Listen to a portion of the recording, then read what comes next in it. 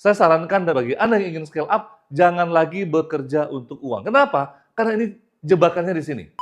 Banyak pengusaha yang tadinya ingin scale up itu stuck gara-gara salah memahami aset. Karyawan-karyawan yang tepat tadi, dia menggerakkan roda bisnis Anda. Meskipun mungkin bengkel Anda masih sewa. Tapi karyawan yang tepat ini menggerakkan roda bisnis Anda. Walaupun Anda sedang tidur, walaupun Anda sakit, walaupun Anda liburan ke luar negeri, walaupun Anda kemana-mana. Karyawan tepat inilah yang menjadi jantung penggerak bisnis Anda. My Coach, the great online business coaching. Bismillahirrahmanirrahim. Alhamdulillahilladzi bi ni'matihi tatimmus shalihat. Allahumma shalli ala Muhammad wa ala alihi rasulillahi ajma'in, amma ba'du. Alhamdulillah teman-teman sobat entrepreneur muslim dimanapun Anda berada, di Indonesia ataupun di luar negeri, yang mungkin lagi makan, lagi santai, lagi duduk. Ketemu lagi di channel saya, Didi Muryadi, dan kita akan membedah bagaimana caranya naik level dari miliaran ke puluhan miliar, bahkan ratusan miliar. Nah, Anda pengen tahu pembahasannya lebih dalam? Yuk, simak video ini sampai habis karena video ini tidak ditujukan bagi Anda yang baru memulai bisnis, tapi khusus bagi Anda yang ingin scale up dari miliaran ke puluhan, ratusan miliar, dan mewujudkan mimpi Anda yang selama ini Anda impi-impikan. Ya, saya sarankan bagi Anda yang ingin scale up, jangan lagi bekerja untuk uang. Kenapa? Karena ini jebakannya di sini. Kalau kita pengusaha kecil, ya, nah, pola kerja yang kita lakukan adalah kita bangun usaha, kita kerja, atau kita bisnis gitu ya, atau kita apapun lah aktivitas bisnis Anda akan di sana mengejar keuntungan atau uang. Ya iyalah coach, mana ada yang mau kerja bakti. Santai dulu. Saya maksud adalah di sini, ketika Anda mungkin nih misalnya Anda buka bengkel, atau Anda buka laundry, atau Anda jualan baju, ya biasanya yang Anda lakukan apa tuh? Anda bengkel gitu ya, Anda buka bengkel dengan keahlian Anda terima orderan, Anda rekrut helper mungkin, ya makin besar, Anda rekrut lagi mekanik mungkin, tapi Anda nggak bisa berhenti untuk mengejar yang namanya uang. Anda tidak bisa berhenti bekerja. Kalau Anda berhenti aja, ya Anda nggak ngurusin bengkel Anda seminggu aja, kira-kira gimana kejadian di bengkel Anda? Ya, kalau Anda tinggalkan bisnis fashion Anda nggak ngurusin pembukuannya, Anda nggak ngurusin stoknya, Anda nggak jadi kasir, atau Anda pokoknya liburan seminggu, 2 minggu aja, gimana kejadiannya? Nah, ini yang dimaksud dengan bekerja untuk uang tadi. Para miliuner dan triliuner, ya, mereka yang sudah besar, scale up, mereka bekerja untuk membangun yang namanya aset. Ya, mereka kerja membangun yang namanya aset. Oke, bukan asep ya, asep mah orang Sunda gitu ya, bercanda. Jadi mereka bekerja membangun namanya aset. Aset inilah yang nantinya menghasilkan uang. Nah, jadi dari awal sebenarnya fokus para pengusaha itu bukan ke uangnya tapi ke asetnya. Nah, cuman jebakan Batman-nya justru di kalimat aset ini. Ini jebakan yang luar biasa banget. Banyak pengusaha yang tadinya ingin scale up itu stuck gara-gara salah memahami aset.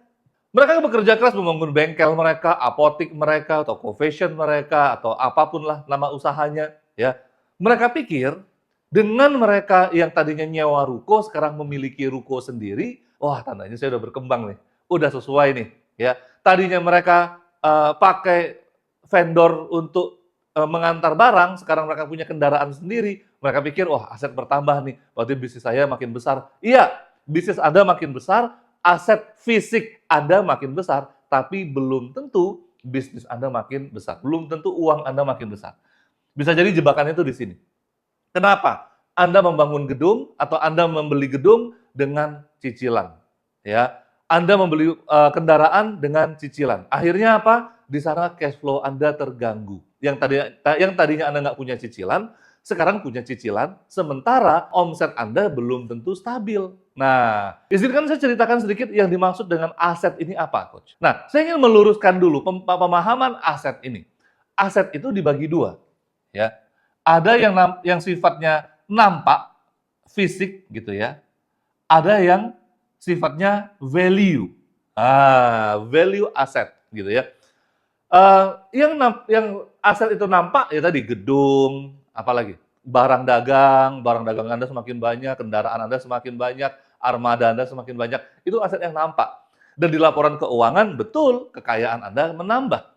Tapi masalahnya, banyak banget pengusaha yang justru karena asetnya bertambah, bisnisnya stuck. Coba jujur sama saya, bagaimana dengan cash flow Anda? Nah, di sini banyak pengusaha besar yang ingin scale up, mereka fokus sebenarnya kepada value asset ini. Apa value asset tadi, Coach? Yaitu karyawan yang tepat. Bukan karyawan ya, tapi karyawan yang tepat. Nah, karyawan yang kompeten, karyawan yang loyal dan kompeten. Ini karyawan yang tepat. Ini adalah aset yang valuable banget. Memang dalam neraca keuangan nggak kelihatan dia. Bahkan kelihatannya jadi beban. Beban apa? Beban gaji. Yang tadinya gajinya 10 juta, terus meningkat jadi 15 juta. Atau yang tadinya dia amatir, Anda cuma gaji 3 juta, 4 juta, sekarang Anda harus gaji 6 juta. Karena dia karyawan yang profesional. Ini bahayanya ketika Anda salah memahami bisnis. Anda kira dengan meningkatnya beban gaji karyawan, ya, otomatis beban bisnis Anda akan semakin berat. Nah, sekarang coba Anda renungkan, Anda bayangkan, Anda punya bengkel, di mana Anda punya karyawan yang tepat tadi, Anda punya mekanik yang handal, Anda punya tim marketing yang handal, Anda punya tim operation yang handal, sehingga apa? Karyawan-karyawan yang tepat tadi, dia menggerakkan roda bisnis Anda, meskipun mungkin bengkel Anda masih sewa. Meskipun mungkin bengkel Anda belum punya kendaraan yang pribadi begitu. Tapi karyawan yang tepat ini menggerakkan roda bisnis Anda, walaupun Anda sedang tidur, walaupun Anda sakit, walaupun Anda liburan ke luar negeri, walaupun Anda kemana-mana. Karyawan tepat inilah yang menjadi jantung penggerak bisnis Anda. Maka dari itu, ya, valuable asset adalah ketika Anda menyekolahkan tim Anda meng-coaching tim Anda memampukan mereka. Kemudian valuable asset lainnya apa, Coach? Ada yang namanya brand. Ya, coba, membangun brand ini bakar uang nggak? Iya. Membangun brand ini menghabiskan uang. Ya, tapi ketika brand Anda berkibar, image konsumen di kepala mereka tentang bisnis Anda itu kuat, mereka menjadi pelanggan yang loyal untuk Anda. Omset Anda meningkat. Ya, jadi walaupun aset nampak Anda mungkin masih gitu-gitu aja, tapi omset Anda, bisnis Anda, revenue Anda akan meningkat dengan valuable asset tadi.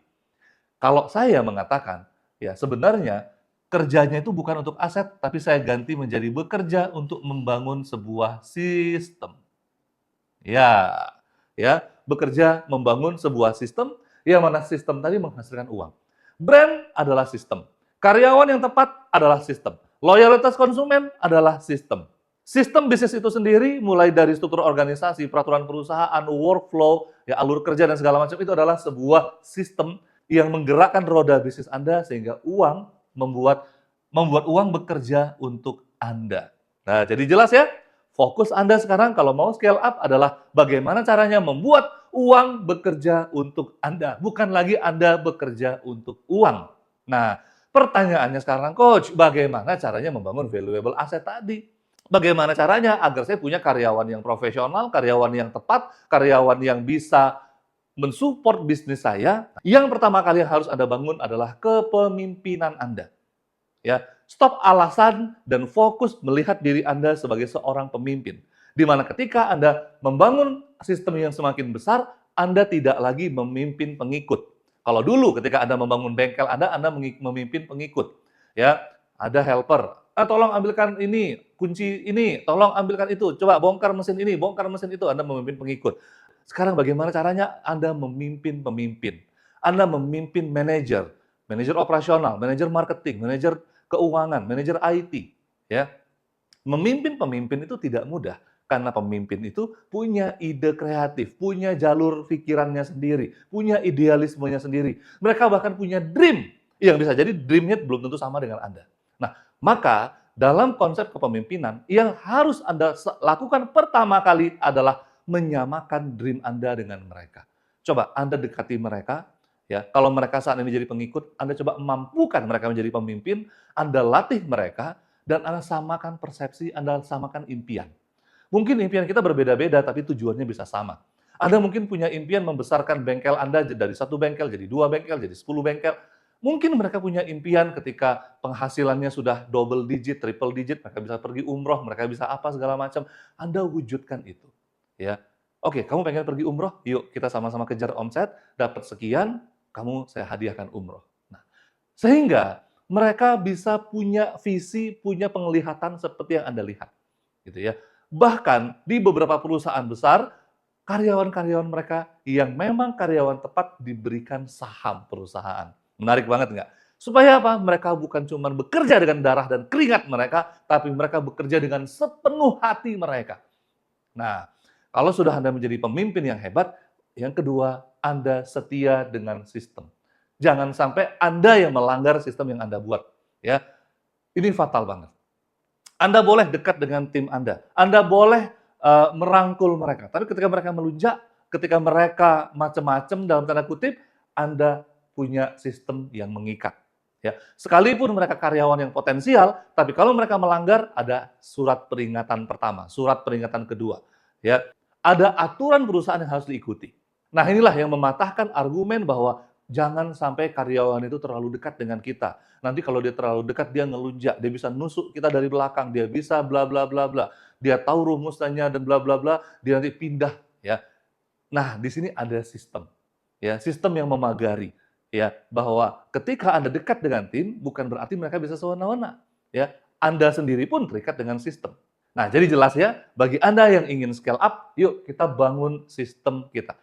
Nah, kabar baiknya adalah saya memberikan kesempatan bagi 10 pengusaha terpilih yang ingin di-coaching, ingin saya bantu scale up dari puluhan miliar ke ratusan miliar. Yuk, hubungi link di bawah ini, hubungi nomor di bawah ini, daftarkan diri Anda dan perusahaan Anda, karena saya akan mengakses bisnis Anda apakah layak kita kembangkan lebih lanjut. Bahkan bagi Anda yang terpilih nantinya, bisnisnya yang settle, bisa kami bantu untuk pendanaan. Nah, jadi tunggu apa lagi? Kesempatan ini langka banget, hanya untuk 10 pengusaha yang terpilih. Segera hubungi link di bawah ini. Sampai jumpa di sesi coaching private one-on-one bersama saya. Salam sukses luar biasa. Assalamualaikum warahmatullahi wabarakatuh.